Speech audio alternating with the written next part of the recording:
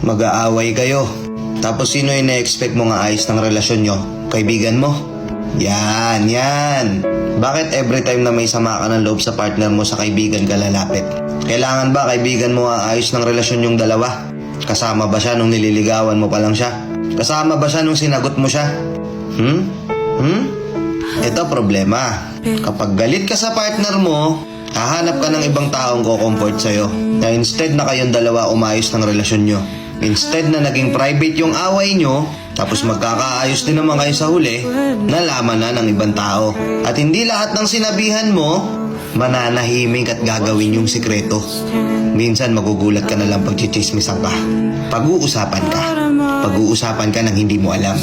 Kapag may away kayong dalawa, kapag may hindi kayo pagkakaunawa ang dalawa, kayo dapat mismo umayos. Hindi lahat Pero yung iba dito papa-comfort sa ibang tao. Ang masama pa niyan, yung tao nagko-comfort sa'yo, inaabangan ka lang pala. O inaabangan lang pala yung partner mo na maghiwalay kayong dalawa. Ilan sa mga nanonood dito naranasan na to, di ba? Kayong dalawa bumuo ng relasyon na yan. Ngayon kung may hindi kayo pagkakaunawaan, kayong dalawa lang din ang umayos niyan. Totoo naman kasi, na the more na nag-aaway kayo, may hindi kayo pagkakaunawaan, the more na nagtatalo kayo, kapag naayos nyo yun, mas nagiging mas maayos yung relasyon nyo. Mas nagiging mas matibay.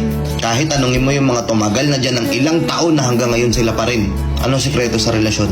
Ano po ba yung tip para tumagal yung relasyon ng ganyang katagal? Paano nyo po nakuha yan? Paano nyo po naabot yan? Isa lang isasagot niyan.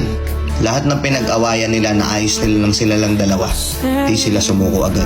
Di sila naghanap ng ibang tao nga ayos ng relasyon nila. Silang dalawa lang din mismo nag-assess nun. Sa bagay, syempre ikaw, galit na galit ka sa partner mo eh. May hindi kayo pagkakaunawaan. Pikon na pikon ka. Magulo yung utak mo. Manghihingi ka ng advice sa kaibigan mo. Wala ka nang pakialam na hindi mo na alam kung totoong kaibigan ba talaga siya o hindi. Sabihin sa'yo niyan, "Naku, iwan mo na yan. Napakarami pa dyan. Bakit di na lang ito? Bakit kasi hindi na lang ito? Bakit di na lang kasi siya?"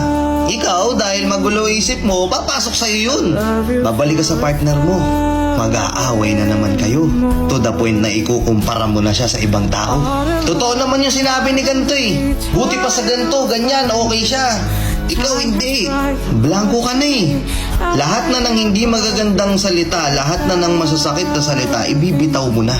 Kasi nalaso na yung utak mo ng mga sinasabi ng ibang tao. Instead na kayong dalawa lang yung nag-isip para sa isa't isa. Para ayusin nyo yung relasyon yung dalawa. Para maplansya nyo yung pag-aaway yung dalawa. Kung iniisip mo na good idea na magpa-comfort ka sa ibang tao dahil lang masama loob mo sa partner mo, pag-isipan mo mabuti ha. Oo, hindi naman siguro masama. Hingi ka ng konting advice sa mga kaibigan mo. Pero siguraduhin mong yung mga kaibigan na yung totoong kaibigan para sa'yo. Kasi kung totoong kaibigan yan, mag-open up ka man sa kanila ng problema nyo ng partner mo, tapos alam nila na ikaw yung mali, di ka nila kukonsintihin. Pagagalitan ka pa niyan. Pero kung yung nilapitan mo ay kukonsintihin ka, tapos ipupush ka pa nilang gumawa lalo ng mga maling desisyon mo sa buhay, hindi kaibigan yan. Nagets mo? Kung may pag-aaway kayo, kayong dalawa na lang umayos. Keep it private. Keep it low-key. Kasi hindi nga lahat ng mapagsasabihan mo magiging honest. Na hindi nila ikakalat kung ano mang naging problema yung dalawa. Nakuha mo? Kung nagets mo, comment ka nga dito. Ano masasabi mo sa video na to? Tama ba o hindi? Comment mo dito. Let's go and peace out.